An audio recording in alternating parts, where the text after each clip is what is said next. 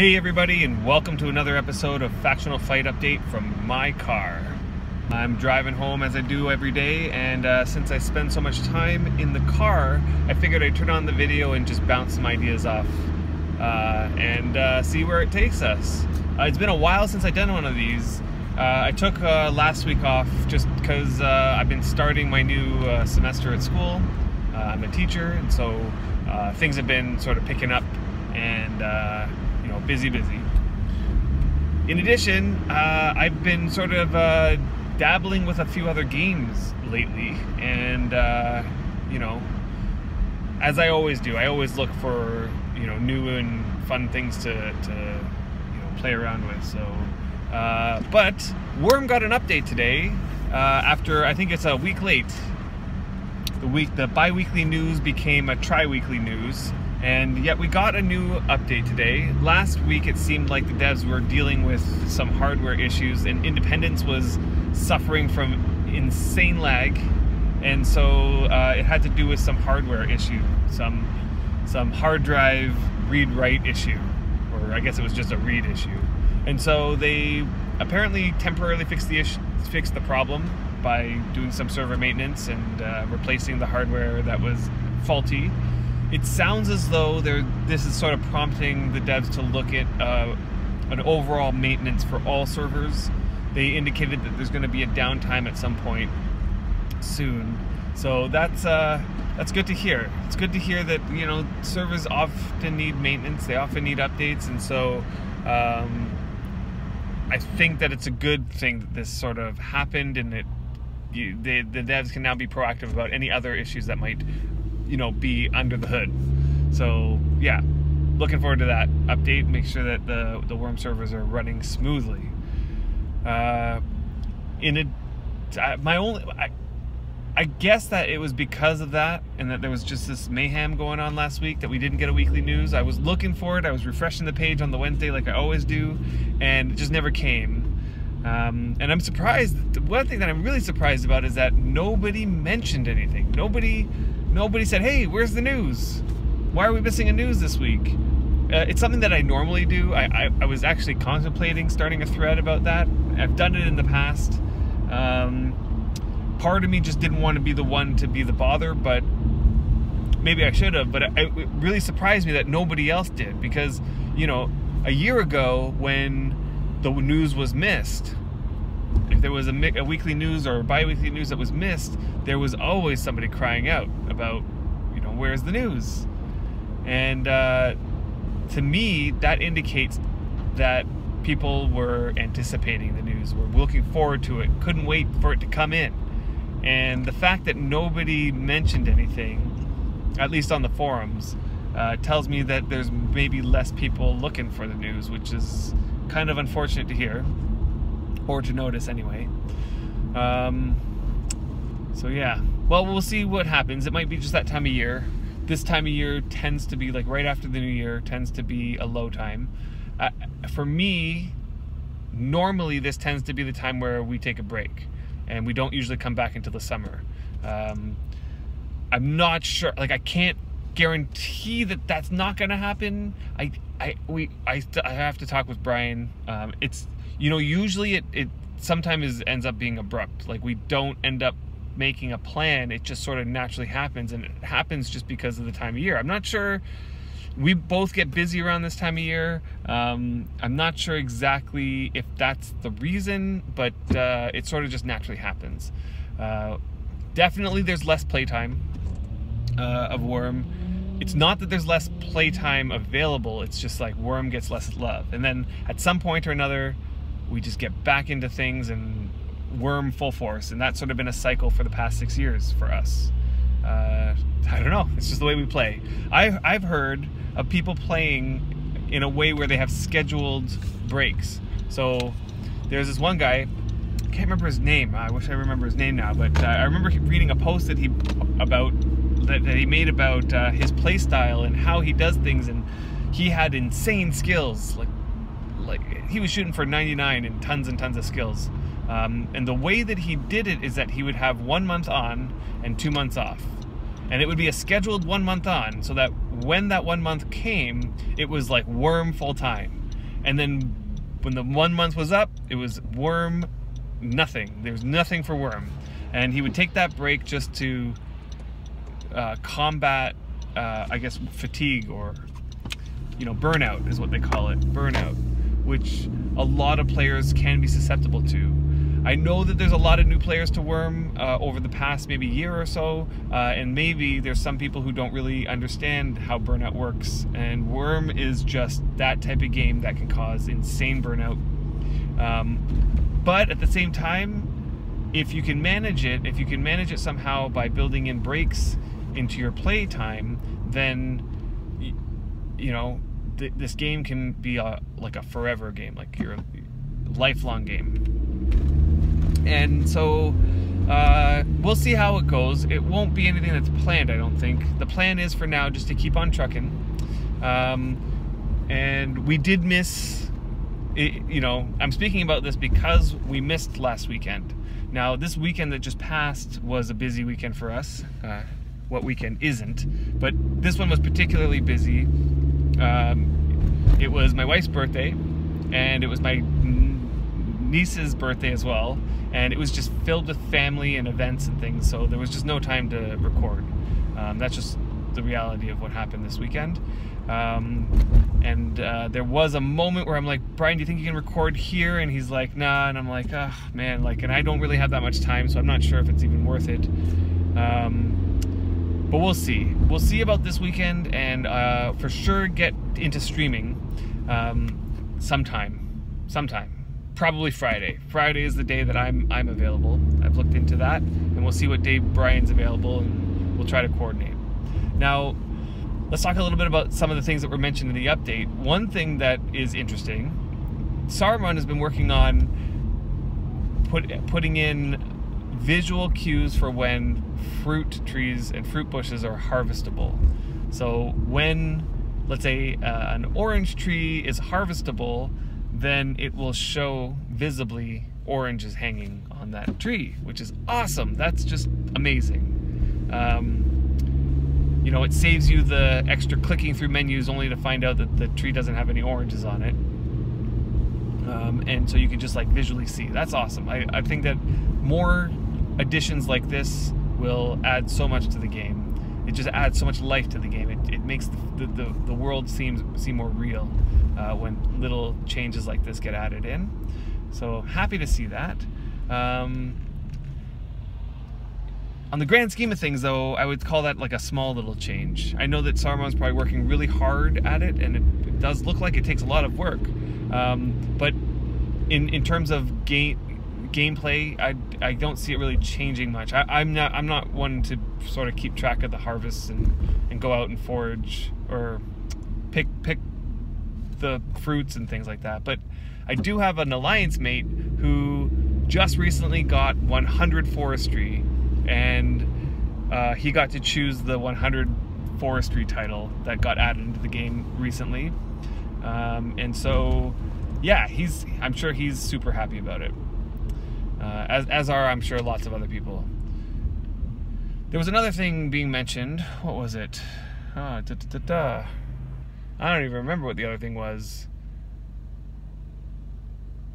I'm not sure it really... Or maybe there wasn't another thing. I don't know. Anyway, I'll have to go back and look at the news to see if there's anything else added to the game. What I'm really looking forward to hearing about from the dev side of things is, what are they working on right now? Like, what is the big plans for the next steps? Because prior to the previous release, I heard mention that they had planned out the order of what's going to be tackled next. There was like a list of things. And it's usually around this time that we get, I could be completely wrong, but I think that it's usually around this time that we get a roadmap that indicates where the devs are sort of directing their attention to over the next little bit. I'm curious to know why we haven't heard any sort of big things.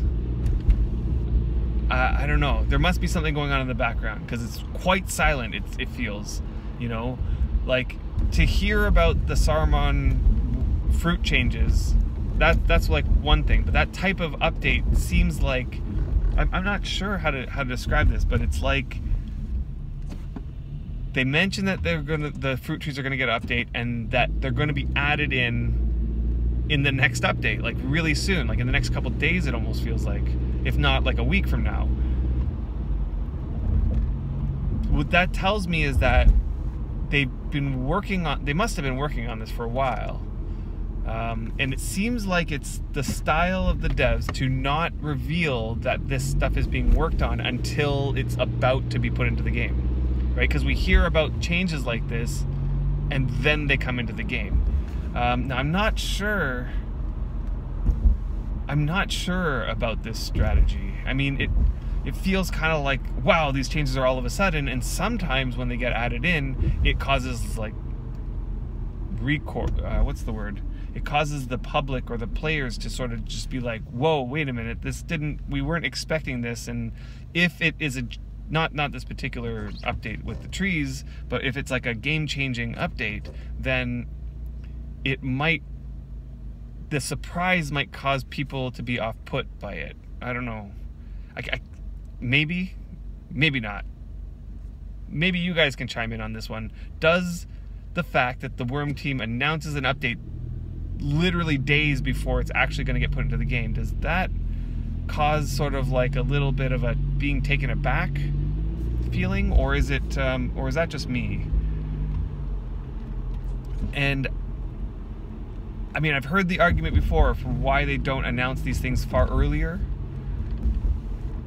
And the arguments go something like this: if they announce it, let's say weeks ago, if let's say Saruman over in December decided, I'm going to start working on this. If they decided to announce, hey, Saruman is going to be working on these trees, I think that the fear from the dev team is that if Saruman can't pull through on that, or if something technically causes this feature to not be able to be put in, that there will be a public outcry about why isn't this in yet, right? Like we've seen this sort of thing happen with animal cages comes to mind. That was the most recent change that I feel like this happened to, where they announced, oh, animal cages are coming, and then they realized there was all these technical limitations to it that prevented them from being able to put it in. And then it turned out that animal cages didn't come in for like a year and a half until after they announced it. Now, I'm not sure if that caused problems for people though. I mean, the devs kept being open and forward about exactly why they couldn't get the animal cages in. You know, like they kept communicating, you know, there's like this technical limitation we didn't foresee, and it's causing issues, and so we have to revamp this entire server crossing system or whatever before we can actually put in the animal cages. And I think that's fair, you know, like from the player's perspective, I think the players accept that kind of response, and I don't think that there was that much outrage at the fact that animal cages took so long. And when they finally came in, people were really appreciative of them.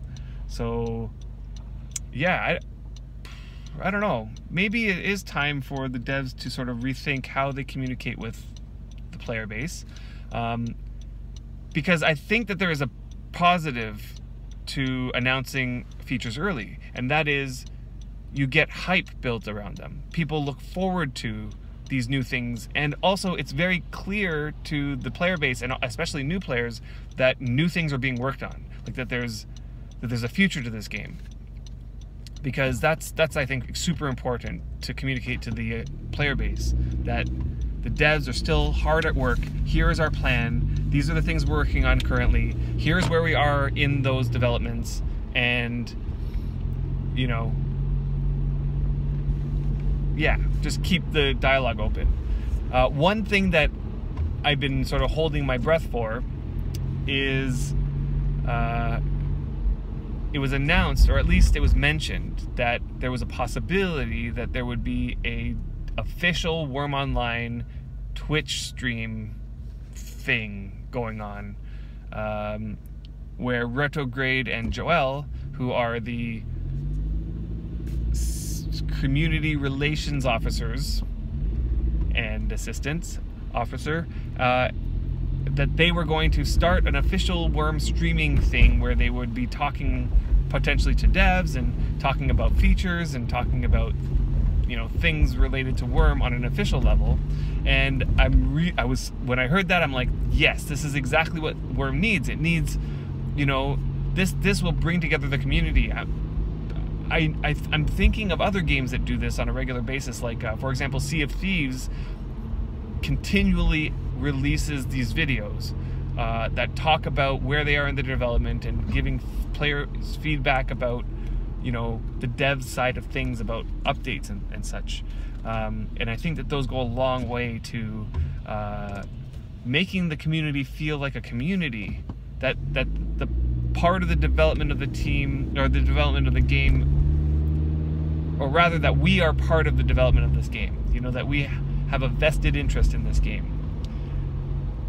And, you know, we tune in, we would tune in to these things, I'm sure of it. Just as we would have tuned into, if you remember, Rolf used to have these, I guess, Q&A sessions on IRC, and everybody would submit their questions and watch and listen to the perspective of the devs. I think that nowadays things are a lot more technologically available, that we can expect that streaming would be a more viable and entertaining venue for the devs to release this information. So anyway, I hope that we hear something about the future of Worm, the near future and the long-term future. Yeah, that's what I'm thinking. I've been, you know, one thing that always rekindles Worm for me, especially coming back after like a little bit of a break, is a new project. You know, a new sort of thing to do, a new idea. And one thing that I've sort of been feeling for the last little while, especially after coming back after doing the Labyrinth, is that the area that I'm in, sort of, I've already developed it to the degree that I kind of want to develop it, and all that's left is decorating. And then so I thought, okay, we need to sort of move forward with this by decorating, and I don't know what it is about that part of the game and me. You know, I thought it was maybe because I'm not that good at decorating, but you know what I think it is? I think it is that I don't really enjoy it. Like, I don't really have fun with it. And I'm not sure why that is. I know some people love that side of the game. They'll, you know, spend countless hours placing items and making it look all nice and color coordinated and everything like that. It's like, I just absolutely do not enjoy this. Like, I'm finding myself dreading getting on and decorating my space. It really is putting a downer on it for me. So it might just end up being that we might not carry forward with this decorating project, because yeah, I just can't seem to keep my focus on it, and whenever I'm doing it, I just want to be doing something else. So what I've been doing is I've been going over to that new deed that's on the lakefront and trying to work on getting that boat mine started. And that's like a project and a half. I look forward to that sort of job. I love the terraforming, mining sort of aspect of the game. Now, the place that I have there, somebody had flattened out this nice little terrace, but that's right up on the shore, so that's where I would want my boat mine to be. So I need to get rid of that terrace. And so the first step is to just dig it down. And I've been digging away. And it's not, you know, I've had to tackle larger areas than this, but it's not a small area. It might be I'm probably gonna guess a 7x7 space that needs to be brought down about 200 slope.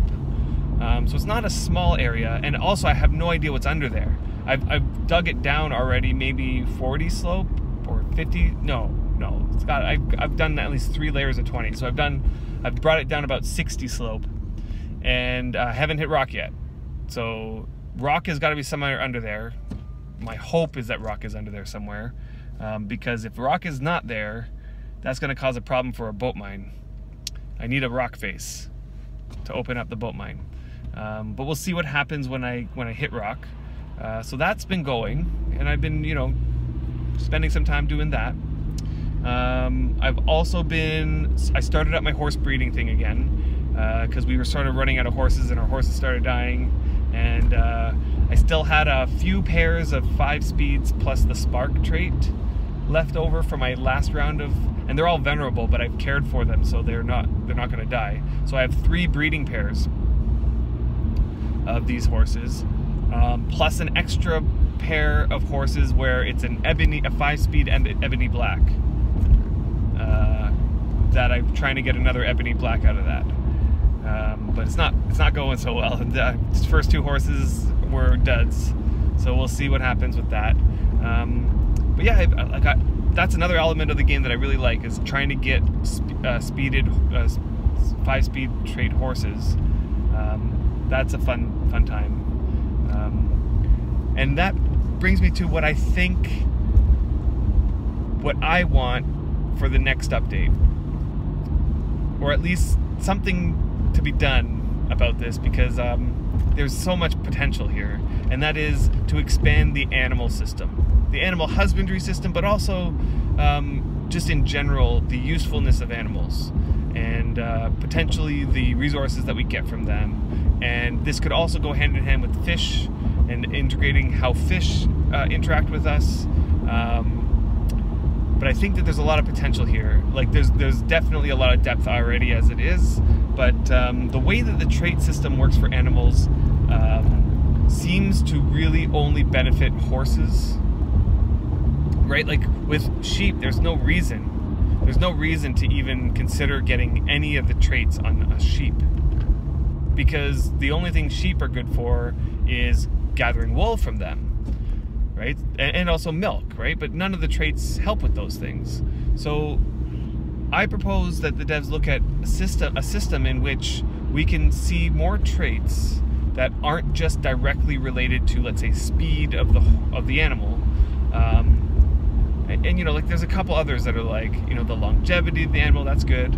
The toughness of the animal, like these are all great traits, but how about a trait that makes the wool on a sheep better quality, or provide more yield, or you know, I know that milk has always come out at 100 quality. I don't know why that is, but maybe fixing that, because that doesn't seem intended. Like it's the only item in the game that is used for recipes that comes out at 100 quality. I don't know.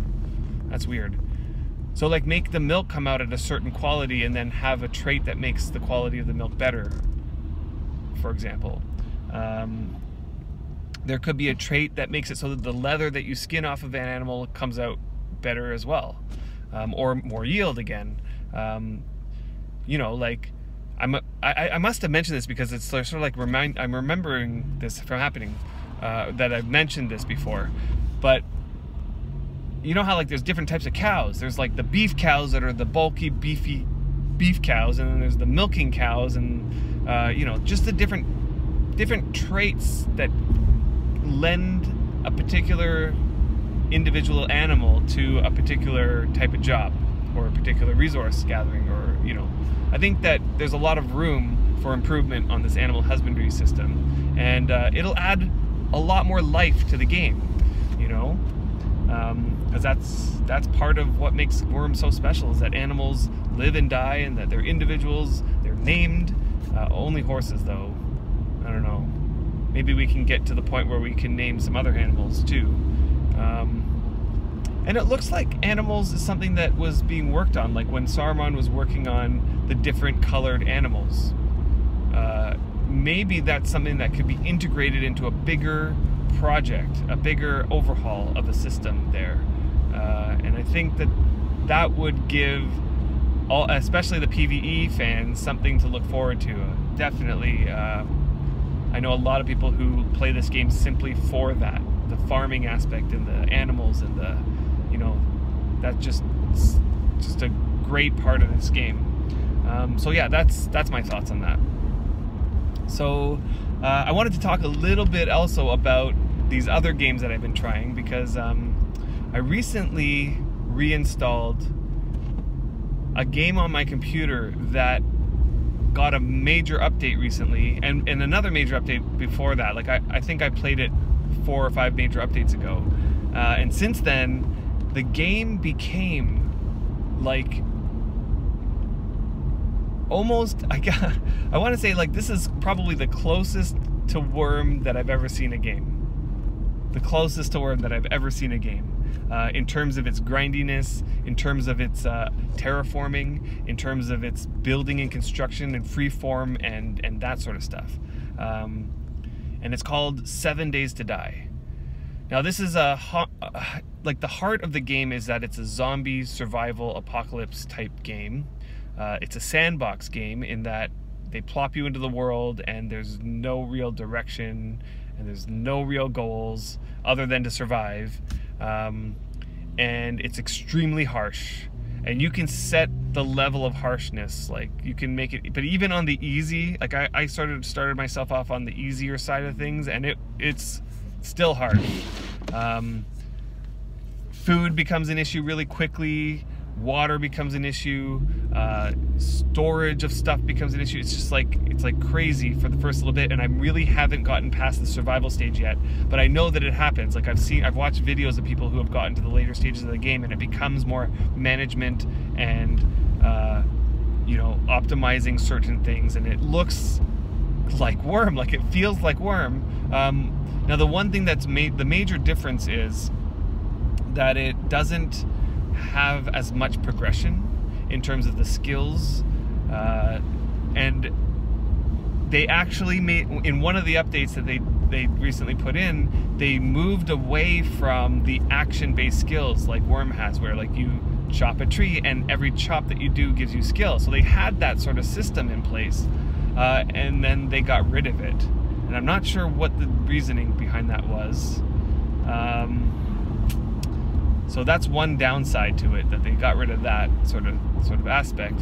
But they did add a very comprehensive and very thorough skill tree sort of system. I want to call it a skill tree system, in that each branch of that tree is representing one of the player attributes, like strength or intelligence or perception or that sort of stuff, and that each one of those has abilities that you can skill up by allotting points to them, kind of more similar to how World of Warcraft is. So, like, it's kind of weird to me that they moved away from like a Worm-based sort of like action gives you skill to more of a World of Warcraft, and maybe that's just, I don't know, maybe that's just to appeal to the masses, I guess. But nonetheless, what I love about this game is that it's a PvE centric. So if you're joining in with multiplayer, it's easy to sort of see how it's a PvE game where you group up with other people to cooperate, to survive, to beat, you know, to fend off from the zombie horde and things like that. And it really does give you a feel, like the sense that you are in a zombie apocalypse. And yeah, that just, I'm having a blast with it.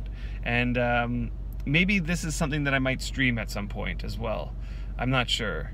Just because I'm having so much fun in that game. It's just heart pounding and just gut wrenching, and when you die, it's just as like, it's horrible to die, because then you're spawned with nothing in the middle of nowhere with zombies all around you, and you have to get back to your corpse, and it's just horrible. Horrible. So yeah, these sorts of things I love about games. Like, I love when you have to go for corpse runs, and I love that harshness that games throw at you, because those are the moments that build memories that last, you know, when you overcome those hardships and by working together. The other downside to the game is that there's no official online server. It's all private servers. I hopped into a private server that seemed, when I hopped in, I noticed it was very well established, that the people who lived there built the place up to sort of like be welcoming to people, and it looks all nice and pretty, and all the zombies have been cleared out, and like, you can tell people have spent a lot of time decorating their place and making it look really nice. And you know, the game kind of works more similarly to Minecraft in that it's voxel based, but at the same time they somehow made the graphics look smooth, right? So when you're digging, it's not like a big square gets cut out. It definitely looks like a dip in the ground, but then that dip in the ground, you can place a block and it's like centered in that spot. So they kind of rounded out all the boxes and made things look very natural, like almost realistic, like very, very natural, but at the same time it's voxel based. So yeah, it's like, I think it's beautifully done. The way that the graphics are, it's beautiful.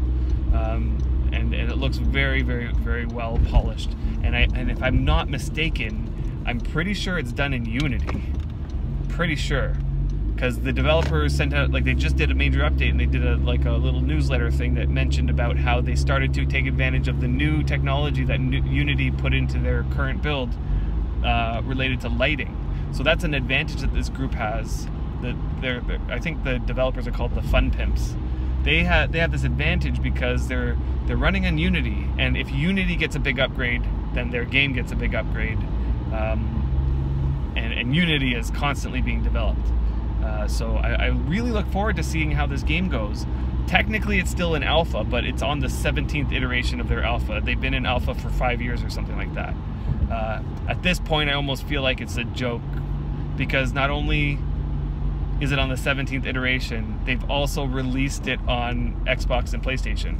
So I don't know how much alpha you can call that anymore, because they're now selling copies and they've released it.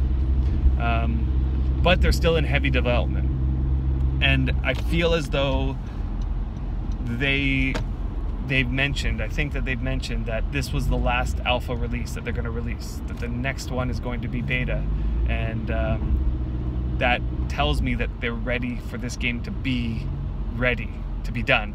And my hope is that somehow they get to a place where they can have sort of like servers that are more persistent and long-term, like long-term servers, because as it is, I'm not sure actually how this game goes in terms of how long a server can go, and whether it makes sense to just continue playing after investing a lot of time into a server, kind of like how Worm is. This is kind of like what I'm looking for, something that's going to replace Worm in that way. So anyway, that's all I have to say, and I'm pretty certain that we're going to be streaming some Worm this weekend. My eye is on Friday, and so I hope to see you there. I hope as well to possibly run another Deal or No Deal. I talked to Brian about how the last one went, and he was very surprised that it went well. I thought it went really well, even with the hiccups that we had, and had a lot of fun. So hopefully with the two of us, if there is two of us, we can have a more interesting way of doing thing where the host has no idea what's in the boxes, and then that way it might be a little bit nicer. I was thinking about that. Somebody had mentioned in the stream that it would be better if that was the case, if the host didn't know what was in the boxes and it was only announced the host, and at the time on stream I thought, oh, it doesn't seem to make a difference, but after thinking about it in retrospect, I think that it would work out better. So I agree with whoever said that. I apologize, I don't remember. So anyway, that's where I'm at with that. I think that Deal or No Deal might be a go this week, and we'll see how that goes. So until next time, or until this weekend, see you then, and you guys keep on warming. All right, have a good day, guys.